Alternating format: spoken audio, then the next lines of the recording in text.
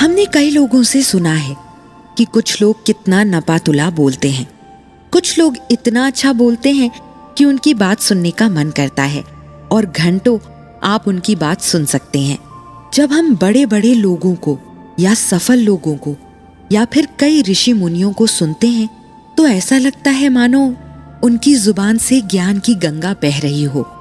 इतना अच्छा बोलना तो सिर्फ शांत मन से ही संभव होता है। अच्छा बोलना या अच्छी तरह से बात करना हमेशा से कला मानी जाती रही है, जिसे कई जगह वाक पटुता या वाक चातुर्य भी कहा जाता रहा है। ये हमारे लिए काफी कठिन शब्द है, लेकिन आजकल के जमाने में इसे कम्युनिकेशन स्किल के तौर पर कहा जाता है। ये कला कितनी जरूरी है, ये बात कृष्ण को कई हजार साल पहले पता चल गया था। कहते हैं कृष्ण बहुत अच्छा बोलते थे और हर काम तो वो अच्छा करते ही थे, पर वो बोलते इतना अच्छा थे कि लोग उन्हें कई घंटों बैठकर सुनते रहते थे।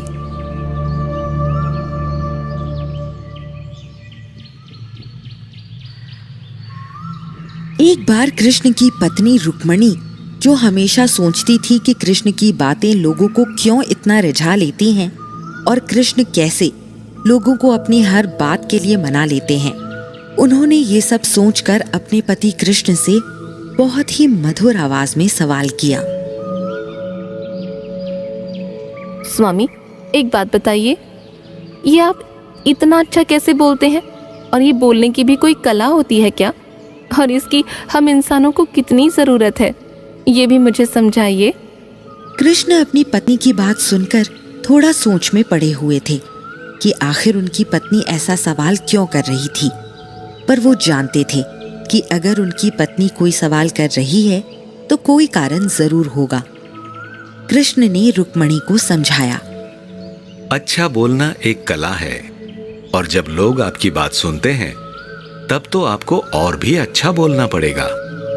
किसी काम को करने के लिए या फिर आपको नौकरी पाने के लिए या फिर अपने आपस में लोगों से संबंध अच्छे करने के लिए अच्छी बातें और नपा तुला बोलना हमेशा जरूरी होता है। अच्छी बातें नहीं करने से कई बार लोगों के संबंध भी खराब हो जाते हैं। तो क्या अच्छा बोलने के कुछ तरीके हैं या फिर कोई विधि है जिनसे आप अच्छा बोल सकते हैं? मुझे भी वो बताइए ना। मैं चाहती हूँ कि मैं भी अच्छा बोलूँ और जो भी आपकी बात को आगे चलकर सुने उसे भी इस बारे में पता चले। आपसे जानकर फिर मैं भी इस बारे में लोगों को बताऊं। हो सकता है लोग आपकी बातें सुनकर कुछ सीखें। हम जानते हैं कि हम आपके जितना अच्छा नहीं बोल सकते, पर कोशिश तो कर ही सकते हैं। देखो, अच्छा बोलना कोई कठिन काम नहीं। हर आदमी अच्छा बोल सकता है, पर अच्छा बोलने के लिए आपको मन में अच्छा सोचना भी होगा। ऐसा कभी नहीं होता है कि आपने मन में कुछ और सोचा हो और बाहर आपकी जुबान से शहद टपक रहा हो। मन में आप जो भी सोचते हैं वो आपकी जुबान में कभी न कभी आ ही जाता है। इसलिए सबसे पहले तो मन में अच्छा सोचना शुरू कीजिए। इसके अलावा अच्छा बोलने के कुछ तरीके हैं जो मैं तुम्हें बताता हूं। जब भी तुम बोलो, एकदम साफ सुथरा बोलो। तुम्हारी आवाज में कुछ भी मिला जुला नहीं होना चाहिए।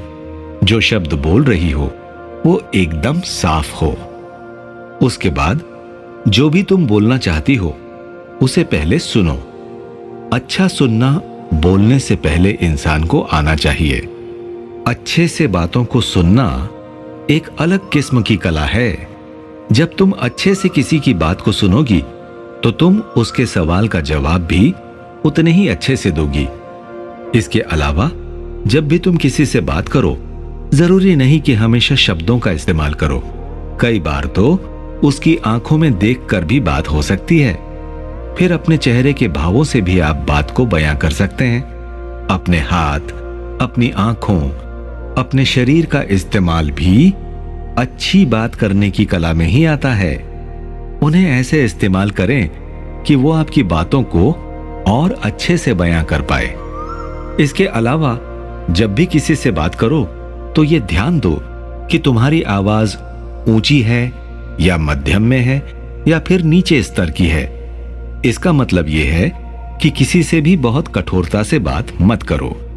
आवाज को थोड़ा मध्यम रखो ताकि तुम जब भी सामने वाले से बात करो तो उसे तुम्हारी आवाज अजीब भी न लगे, न बहुत कठोर और न बहुत मीठी। जब किसी से बात करो और अगर तुम्हें कोई बात कहनी है या कोई बहुत जरूरी व्याख्यान देना है तो हमेशा ये इस्तेमाल करो कि मैं ऐसा सोचता हूं या फिर मैं ऐसा करना चाहता हूं। यह मेरे हिसाब से मैं कह रहा हूं। यह कहने की बजाय कि लोग क्या सोचते हैं या फिर लोगों का क्या कहना है।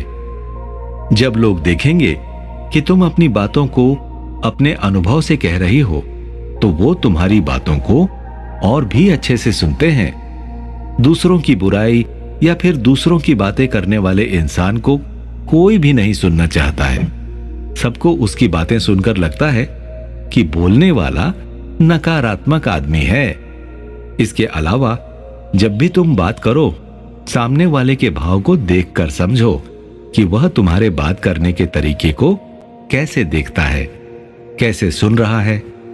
क्या वो तुम्हारी बातों को उतनी ही गंभीरता से ले रहा है जितनी गंभीरता से तुम कह रहे हो?